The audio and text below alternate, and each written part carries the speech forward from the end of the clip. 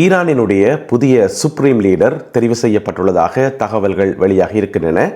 குவைத்தில் இடம்பெற்ற தாக்குதலில் 2 பேர் கொல்லப்பட்டிருக்கிறார்கள். அவர்களுடைய விவரங்கள் வெளியாகியுள்ளன. பஹ்ரைனில் சிலர் காயமடைந்திருப்பதாக தகவல்கள் வெளியாகி இருக்கின்றன. அத்துடன் ஈரானினுடைய தலைநகர் தெஹ்ரானில் கருப்பு நிற மழை பெய்ததாக அதிர்ச்சியூட்டும் தகவல் ஒன்று வெளியாகி இருக்கிறது. இந்த செய்திகள் உட்பட மேலும் ஒரு சில செய்திகளும் தகவல்களும் இன்றைய உலக செய்தியில் காத்திருக்கின்றன. தமிழடியான் வேர்ல்ட் யூடியூப் சேனலுக்கு உங்கள் அனைவரையும் வருகவென அன்புடன் வரவேற்கின்றேன். மத்திய கிழக்கு யுத்தத்தினுடைய 9வது நாளாகிய இன்று கிடைக்கப்பெற்ற தகவல்களின் தொகுப்பை விரிவாக பார்க்கலாம். ஈரானினுடைய புதிய சுப்ரீம் லீடர் தெரிவு செய்யப்பட்டுள்ளதாக அங்கிருந்து கிடைக்கின்ற செய்திகள் தெரிவிக்கின்றன. உங்களுக்கு தெரியும், ஈரானினுடைய சுப்ரீம் லீடர் ஆயத்துல்லா அலி காமினி அவர்கள் கடந்த சனிக்கிழமை கொல்லப்பட்டிருந்தார். 8 நாட்கள் கழித்து இப்பொழுது புதிய தலைவர் தெரிவு செய்யப்பட்டுள்ளதாக தகவல்கள் வெளியாகி இருக்கின்றன. இந்த புதிய தலைவருடைய பேர் இன்னமுமே ரகசியமாக வைக்கப்பட்டிருக்கிறது. அது எடுத்தடுப்பில் ஊடகங்களில் சும்மா சொல்ல மாட்டினோம், ஒரு நிகழ்வு மாதிரி வச்சு அந்த நிகழ்வில் தான் அந்த பேர் பகிரங்கப்படுத்தப்படும்.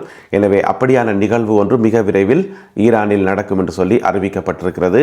அதே நேரம் புதிதாக தெரிவு செய்யப்பட்ட தலைவர் யார் என்கின்ற ஊகங்களும் கேள்விகளும் ஊடகங்கள் மத்தியில் பரவலாக கேட்கப்படுது.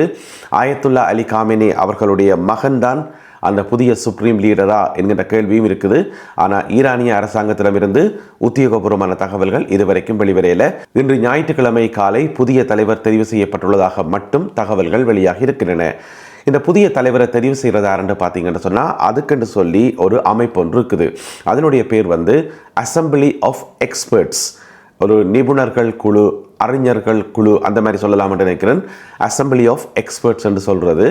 அதில் பார்த்தீங்கன்னு சொன்னால் 88 அறிஞர்கள் இருப்பினமாம். 88 இஸ்லாமிய மார்க்க அறிஞர்கள் இருப்பார்களாம். நாடு முழுவதிலும் இருந்து தெரிவு செய்யப்பட்ட ஒவ்வொரு பிரதேசங்களையும் பிரதிநிதித்துவப்படுத்துகின்ற மிக முக்கியமான 88 இஸ்லாமிய மார்க்க அறிஞர்கள் அதில் இருப்பார்களாம்.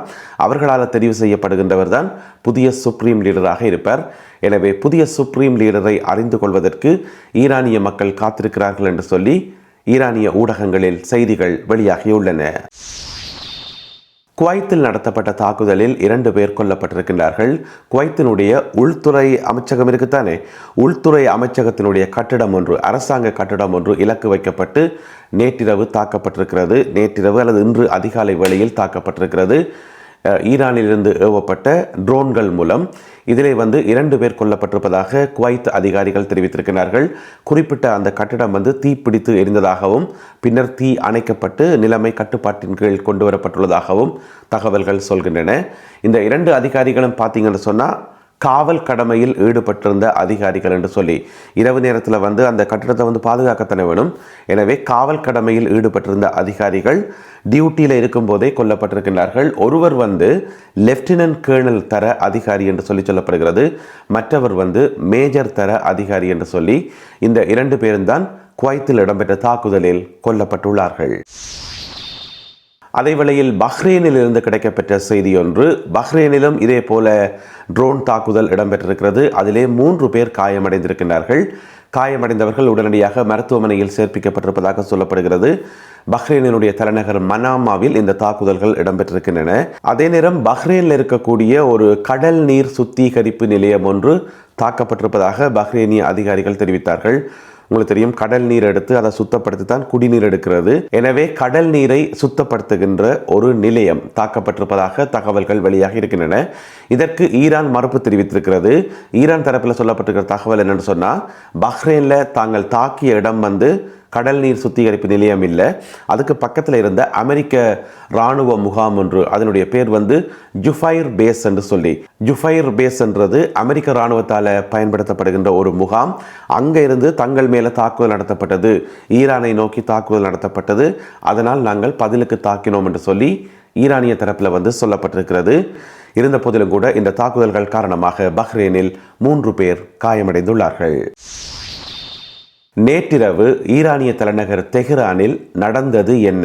இதுதான் இன்றைக்கு உலகம் முழுவதும் கேட்கப்படுற கேள்வியாக இருக்குது. ஏனென்று சொன்னால், ஒரு பெரிய தாக்குதல் நடந்தது. அமெரிக்க விமானப்படையினரும் இஸ்ரேலிய விமானப்படையினரும் சேர்ந்து மிக கடுமையான தாக்குதல்களை மேற்கொண்டிருந்தார்கள். அதில் அந்த தீப்பிழம்பு பெரிய வானத்தையே முற்ற அளவுக்கு மிகப்பெரிய தீப்பிழம்பு. ஏனென்று சொன்னால், தலைநகர் தெஹ்ரானுக்கு அண்மையாக இருக்கக்கூடிய பல பெட்ரோலிய வளங்கள், பெட்ரோலிய வயல்கள், அந்த பெட்ரோலை சேமித்து வைக்கிற குதங்கள் எல்லாமே வந்து தாக்கி அளிக்கப்பட்டிருப்பதாக சொல்லப்படுது. அதை பார்க்கைக்குள்ள எப்படி இருந்துச்சு என்று சொன்னால், ஏதோ அணுகுண்டு கொண்டு வந்து போட்ட மாதிரி, அணுகுண்டு பரிசோதனையின் போது எடுக்கப்பட்ட படங்கள் அல்லது இந்த ஹிரோஷிமா நாகசாயில் எடுக்கப்பட்ட படங்கள் எல்லாம் நாங்கள் பார்த்துக்கிறோம் தானே, அந்த காட்சி மாதிரியே இருந்தது. ஏன்னு சொன்னால் அவ்வளவு புகை மண்டலமும் அவ்வளவு நெருப்பு பிளம்புகளும் வந்து வானத்தை நோக்கி போனது. அவ்வளவு பெரிய ஒரு தேசம் வந்து நெருப்பில் எரிஞ்சிருக்குது. எனவே இது வந்து ஈரானிய பொருளாதாரத்துக்கும் எண்ணெய் உற்பத்திக்கும் வந்து மிக கடுமையான தாக்கமாக இருக்கும் என்று சொல்லப்படுகிறது. இந்த யுத்தம் ஆரம்பித்து இன்றைக்கு 9வது நாள் தானே, நேற்று 8வது நாள். இந்த 8வது நாள் தான் முதல் முறையாக ஈரானில் இருக்கக்கூடிய ஒரு எண்ணெய் சார்ந்த இடம், எண்ணெய் உற்பத்தி தளம் வந்து தாக்கப்பட்டிருப்பதாக சொல்லப்படுது. இதுக்கு முதல் தாக்கப்பட்டது எல்லாமே வந்து இராணுவ இலக்குகள், வேறு இலக்குகள். ஆனால் ஈரானினுடைய முதுகெலும்பாக இருக்கக்கூடிய இந்த எண்ணெய் உற்பத்தியை தாக்கினது நேற்று தான் முதல் முறை என்று சொல்லப்படுகிறது. இதுக்கிடையில் நேற்று சனிக்கிழமை காலமே அமெரிக்க ஜனாதிபதி டொனால்ட் ட்ரம்ப் அவர்கள் சொல்லியிருந்தவர், ஈரான் வந்து இதுவரை காணாத கடும் தாக்குதலை நடத்த போகிறோம், இனித்தான் நாங்கள் ஆரம்பிக்கவே போகிறோம், இனித்தான் கடுமையான தாக்குதல்களை வந்து நடத்த போகிறோம் என்று சொல்லியிருந்தவர். சொன்னபடியே பார்த்தீங்கன்னு சொன்னால் நேற்று சனிக்கிழமை இரவு நடத்தப்பட்ட இந்த தாக்குதல் வந்து அப்படியான ஒரு தாக்குதலால் மிக கடுமையான தாக்குதலாக இருந்திருக்கிறது. எனவே அது சம்பந்தமாக நிறைய புகைப்படங்களும் காணொளிகளும் வந்து இப்பொழுது சமூக வலைத்தளங்களில் பரவி கொண்டிருக்கின்றன. அதுக்கிடையில் பார்த்தீங்கன்னு சொன்னால் இந்த தாக்குதல் நடந்து கொஞ்ச நேரம் கழித்து மழை பெய்திருக்குது. தலைநகர் தெஹ்ரானில் வந்து மழை பெய்திருக்குது. அந்த மழை தண்ணி எல்லாமே வந்து கருப்பு நிறத்தில் பெய்திருக்குது. ஏன்னு சொன்னால் வானத்தில் வந்து அவ்வளவு கறி துகள்கள் போல இருக்கு, எரிஞ்சு அவ்வளோ வானத்துக்கு தானே போகும், முகிலோடு தானே போய் கலக்கும். பிறகு அது மழையா பெய்யக்குள்ள வந்து கருப்பு நிற மழை பெய்ததாக, எல்லா இடமுமே வந்து ஒரே கருப்பாக இருந்ததாக சொல்லப்படுது. அது மட்டும் இல்லாமல் தலைநகர் தெஹ்ரானில் இருக்கக்கூடிய கால்வாய்கள் இருக்குத்தானே, தண்ணி வழிஞ்ச ஒரு கால்வாய்கள், அந்த கால்வாய்கள் எல்லாம் திடீரென்று ஒரு ஆயில் மயமாக இருந்ததாகவும் எண்ணெய் மயமாக இருந்ததாகவும் ஒரு சில இடங்களில் அது தீப்பிடிச்சு எரிந்ததாகவும் சொல்லப்படுகிறது. இப்படியான காட்சிகளை தாங்கள் பார்த்ததாக தெஹ்ரானில் இருக்கக்கூடிய மக்கள் வந்து ஊடகங்களுக்கு சொல்லியிருக்கிறார்கள். ஒருவேளை ஏதாவது ஒரு எண்ணெய் குதம் வந்து வெடித்து, ஏன்னு சொன்னால் ஒரு யுத்த காலத்தில் வந்து எதுவுமே சாத்தியம் தானே, திடீரென்று வெடிச்சு சிதறைக்குள்ள வந்து என்ன வேணுமென்றாலும் நடக்கும். எனவே அங்கே இருக்கக்கூடிய கால்வாய்களில் வந்து எண்ணெய் வழிந்தோடியதாக அல்லது எண்ணெய் லேயர் வழிந்தோடியதாக சொல்லப்படுகிறது. இது நேற்றிரவு தெஹ்ரானில் இடம்பெற்ற அந்த மிக பெரும் தாக்குதலினுடைய ஒரு விளைவாக பார்க்கப்படுகிறது. இவற்றினுடைய சேத விவரங்கள் உடனடியாக வெளியாகவில்லை. இருந்த போதிலும் கூட ஈரானுக்கு இது ஒரு கணிசமான சேதத்தை உருவாக்கி இருக்கும் என்று சொல்லி எதிர்பார்க்கப்படுகிறது. லெபனானில் இஸ்ரேல் நடத்திய தாக்குதலில் 4 பேர் கொல்லப்பட்டிருக்கின்றார்கள். லெபனானினுடைய தலைநகர் பெய்ரூட்டில் இருக்கக்கூடிய ஒரு மிக முக்கியமான ஒரு ஹோட்டல், அதனுடைய பேர் வந்து ரமதா என்று சொல்லி நீங்கள் கேள்விப்பட்டிருப்பீங்க. இந்த ரமதா ஹோட்டல் நிறைய இடங்கள்ல இருக்குது, உலகத்தில் நிறைய இடங்கள்ல இருக்குது, ஒரு செயின் மாதிரி. அந்த ஹோட்டல் மேலே தான் தாக்குதல் நடத்தப்பட்டிருக்கிறது இஸ்ரேலால். அதில் வந்து 4 பேர் கொல்லப்பட்டிருக்கிறார்கள். கொல்லப்பட்ட 4 பேருமே வந்து வேறு இடங்களில் இருந்து இடம்பெயர்ந்து வந்து தற்காலிகமாக அந்த ஹோட்டலில் தங்கியிருந்தார்கள் என்று சொல்லப்படுகிறது. ஏன்னு சொன்னால் வேறு இடங்களில் இடம்பெயர்ந்து விரைக்குள்ள நகரத்தின் மத்தியில் இருக்கக்கூடிய ஹோட்டல்களில் வந்து தங்க வைக்கப்படுறது தானே, நோமல் தானே. எனவே அப்படி தங்க வைக்கப்பட்டவர்கள் தான் இவ்வாறு கொல்லப்பட்டார்கள் என்று சொல்லப்படுகிறது. ஏற்கனவே லெபனானினுடைய தெற்கு பகுதியில் வந்து இஸ்ரேல் தரை வழியாக ஊடுருவி பல்வேறு தாக்குதல்களை மேற்கொண்டு வருகிறது. அந்த பகுதிகளில் இந்த மக்கள் வந்து வெளியேறி தலைநகரை நோக்கி வந்து கொண்டிருக்கிறார்கள். எனவே அவ்வாறு வந்தவர்கள் தான் அநியாயமான முறையில் இவ்வாறு உயிரிழந்திருக்கிறார்கள். இவர்களுடைய உயிரிழப்புடன் சேர்த்து இதுவரைக்கும் லெபனானில் 393 பேர் கொல்லப்பட்டிருப்பதாக லெபனானிய சுகாதார அமைச்சு வெளியிட்டுள்ள அறிக்கையில் வந்து சொல்லப்பட்டிருக்கிறது. அதிலே 83 பேர் சிறுவர்கள் எனவும் சுட்டிக்காட்டப்பட்டுள்ளது. எனவே யுத்தகலம் வந்து நாளுக்கு நாள் விரிவடைந்து கொண்டுதான் செல்கிறது.